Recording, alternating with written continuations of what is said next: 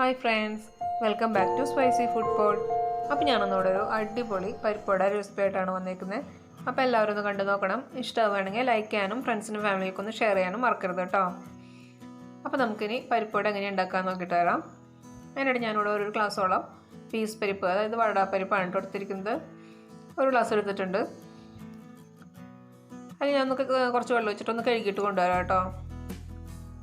നന്നായി കഴുകി കൊണ്ടുവന്നിട്ടുണ്ട്. ഇനി നമുക്കിത് ഒരു 2 മണിക്കൂർ തൊട്ടൊരു 3 മണിക്കൂർ വരെ ഒന്ന് കുതിർത്താനായിട്ട് വെക്കണം. അപ്പോൾ ഇതൊരു 3 മണിക്കൂറൊക്കെ കഴിഞ്ഞിട്ടുണ്ട്. നമ്മുടെ പരിപ്പൊക്കെ നന്നായി കുതിർന്നിട്ടുണ്ട് കേട്ടോ. ഇനി നമുക്കിത് ഇതിലത്തെ വെള്ളം മൊത്തം ട്രെയിൻ ചെയ്ത് കളയാം. അപ്പോൾ ഞാൻ വെള്ളം മൊത്തം കളഞ്ഞിട്ടുണ്ട്. ഇനി നമുക്കിതിലേക്ക് ഒരു തവി പരിപ്പെടുത്തിട്ട് വേറൊരു പാത്രത്തിലേക്ക് മാറ്റി വയ്ക്കാൻ കേട്ടോ. എന്തിനാണെന്ന് ഞാൻ പിന്നെ പറഞ്ഞുതരാം. അപ്പോൾ അത് നീക്കി വെച്ചിട്ടുണ്ട്. ബാക്കിയുള്ള പരിപ്പ് നമുക്കൊരു മിക്സിയുടെ ജാറിലേക്ക് ഇട്ട് കൊടുത്തിട്ട് ഒട്ടും തന്നെ വെള്ളം ഒഴിക്കാണ്ട് ഒന്ന് ഒതുക്കിയെടുത്ത് കൊണ്ടുവരാം കേട്ടോ. നന്നായി പേസ്റ്റ് രീതിയിലാവരുത്, ഒന്ന് ഒതുക്കിയെടുത്ത് കൊണ്ടുവന്നാൽ മതി. അപ്പോൾ ഞാൻ നന്നായി അരച്ചു കൊണ്ടുവന്നിട്ടുണ്ട്. ഇനിയിപ്പോൾ ഇതിലേക്ക് നമ്മൾ നേരത്തെ എടുത്ത് വെച്ച പരിപ്പ് ഇതിലേക്ക് മുഴുവനായിട്ടുള്ള പരിപ്പ് ഇതിലേക്ക് ഇട്ട് കൊടുക്കുകയാണ് കേട്ടോ. എന്തിനാണെന്ന് വെച്ച് കഴിഞ്ഞാൽ നമുക്ക് പരിപ്പുവടയിൽ കടിക്കുമ്പോൾ ചെറുതായിട്ടൊന്ന് കടിക്കാൻ കിട്ടാൻ വേണ്ടിയിട്ടാണ് അങ്ങനെ ഇട്ട് കൊടുക്കുന്നത്. ഇനി ബാക്കിയുള്ള മസാല റെഡിയാക്കാനായിട്ട് ഞാനൊരു മിക്സിയുടെ ജാറിലേക്ക് ഒരു 5-10 ചെറുള്ളി ഇട്ട് കൊടുക്കുന്നുണ്ട്. കൂടി തന്നെ ഒരു 5 വെളുത്തുള്ളി ഇട്ട് കൊടുക്കുന്നുണ്ട് കേട്ടോ. വെളുത്തുള്ളിയുടെ തൊലി കളഞ്ഞിട്ടില്ല, അങ്ങനെ തന്നെ ഇട്ട് കൊടുക്കുകയാണ്. പിന്നെ അതുപോലെ ഒരു മീഡിയം സൈസ് ഇഞ്ചി ഇട്ട് കൊടുക്കുന്നുണ്ട്. നമുക്ക് നിങ്ങളുടെ ടേസ്റ്റിനനുസരിച്ചിട്ട് കുറഞ്ഞ കൂടിയൊക്കെ ഇരിക്കുക കേട്ടോ. ഞാനിവിടെ ഒരു ചെറിയൊരു മീഡിയം സൈസ് ഇഞ്ചി ഇട്ടിട്ടുണ്ട്. പിന്നെ നമുക്ക് വേണ്ടത് ഒരു ടീസ്പൂണോളം പെരിഞ്ജീരകം ഇട്ട് കൊടുക്കുന്നുണ്ട്.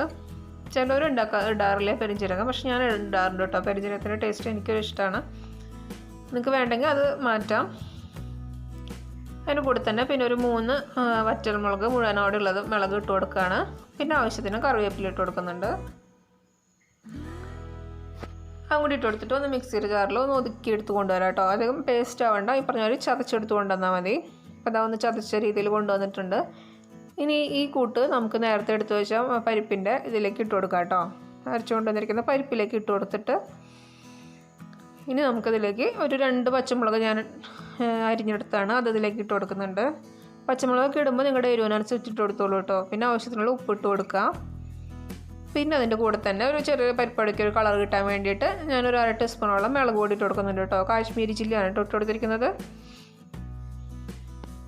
അതും കൂടി ഇട്ട് കൊടുത്തിട്ട് പിന്നെ കറിവേപ്പില കൂടി ഇട്ട് കൊടുത്തിട്ട് നന്നായി ഒന്ന് മിക്സ് ചെയ്തെടുക്കണം. കൈ വെച്ചിട്ട് തന്നെ നന്നായി മിക്സ് ചെയ്യാം കേട്ടോ. നമുക്ക്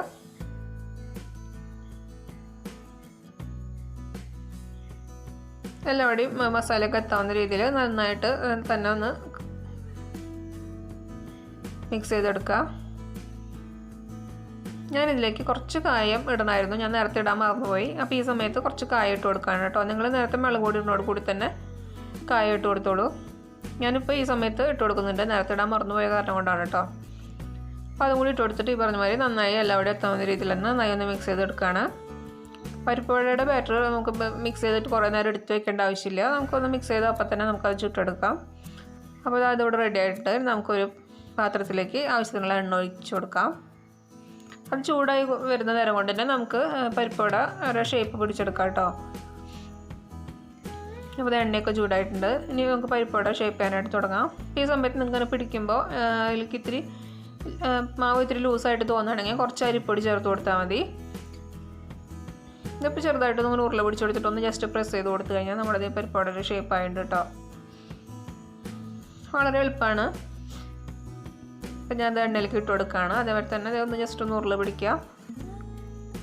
അത് ജസ്റ്റ് ഒന്ന് കയ്യിൽ വെച്ചൊന്ന് അമർത്തി കൊടുത്താൽ മതി.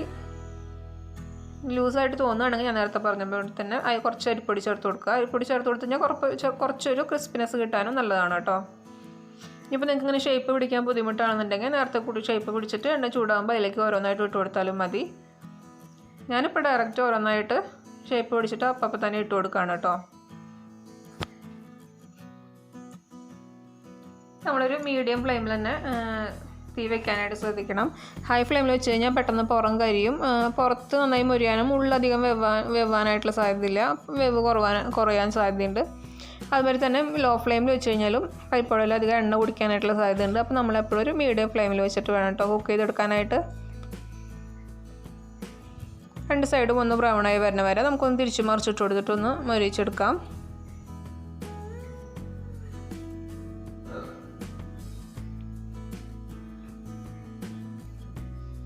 അപ്പോൾ ആ രണ്ട് സൈഡും ഒന്ന് അങ്ങോട്ടും ഇങ്ങോട്ടും മറിച്ചിട്ട് കൊടുത്തിട്ടുണ്ട് കേട്ടോ.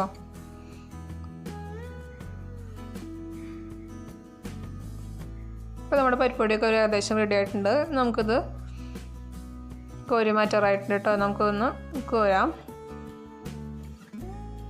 ഞാൻ പരിപ്പോടെ കോരി എടുക്കുകയാണ്. നല്ല ടേസ്റ്റിയും നല്ല ക്രിസ്പി ആയിട്ടിരിക്കുന്ന പരിപ്പൊടിയാണ്.